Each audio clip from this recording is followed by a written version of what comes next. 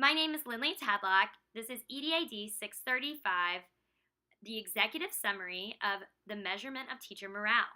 Now, teacher morale is a hot topic for discussion in today's education system. Teacher shortages are rising, as well as the number of teachers leaving the vocation. And we're also seeing a decrease in the number of teachers joining the profession. The people are not getting the education degrees as much as they used to.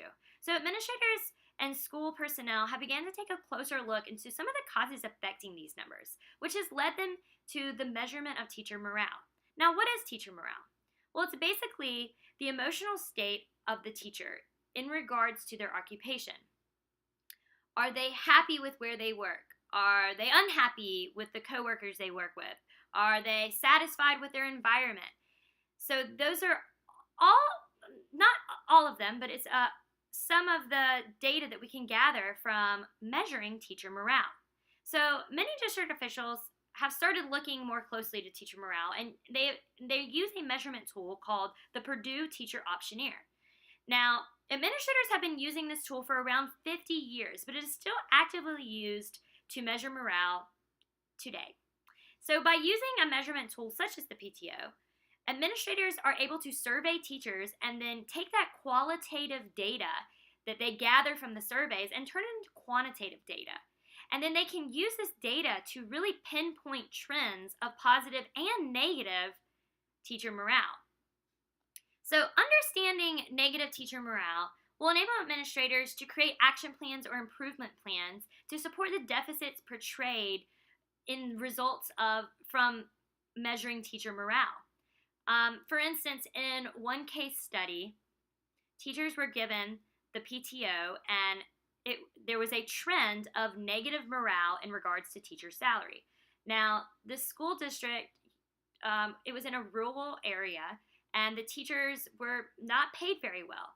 So they could have used that data that they gathered from the PTO and realized that they're really seeing a lot of unhappy teachers in reference to their salary, and maybe they could have done something like make it a stipend or a supply check, and just a little something might make the teachers happy, and then they might retain more teachers and maybe attract more teachers.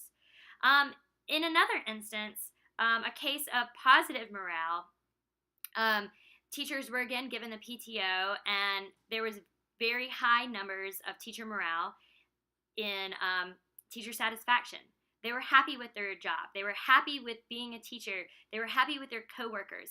And, school districts could take that data, and that could be kind of an advertisement to get new recruits, new teachers.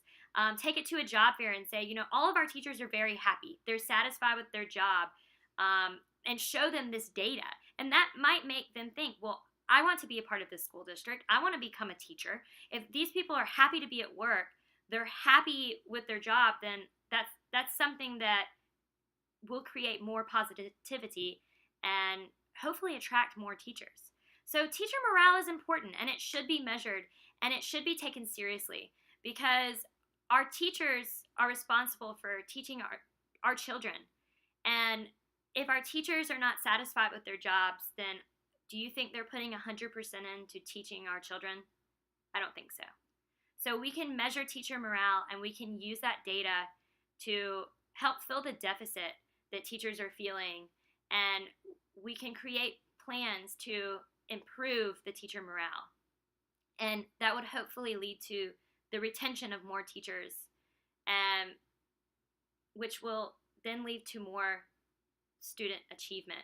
Because if our teachers are happy and they're satisfied, then they're going to be putting everything they have into teaching our children, which will hopefully lead to more student achievement.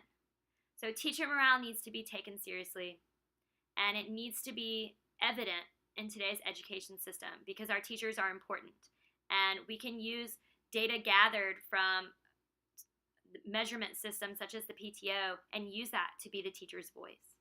So thank you for joining me for my executive summary.